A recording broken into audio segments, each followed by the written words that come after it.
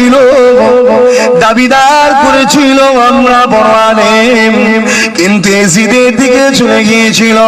ইমামে হুসাইনের বিরোধী করতে তারা ছাড়লো না। অথচ তাদের জানা আছে আল্লাহ নবী দিন দুনিয়া বাদশা বলেছে আমার শহরের উপরে হামলা করলে আল্লাহ তাকে কি শাস্তি দেবে। অথচ তারা জানে সেই নবী পাকের নওয়াসা ইমামে হাসান হুসাইনের বিরোধী করলে আল্লাহ তাকে কি শাস্তি দেবে, সবই জানে। কিন্তু টাকা এমন একটা জিনিস, পদ এমন একটা জিনিস, লোভ এমন একটা জিনিস, লোভে তারা অন্ধ হয়ে চলে গিয়েছিল। এই যুবকেরা আজও যারা মুজাদ্দিদ জামানে আওলাদের বিরোধী করে, এরাও জানে আমরা কি ক্ষতি করছি, কিন্তু এরা অন্ধ হয়ে গেছে টাকার কাছে, এরা অন্ধ হয়ে গেছে।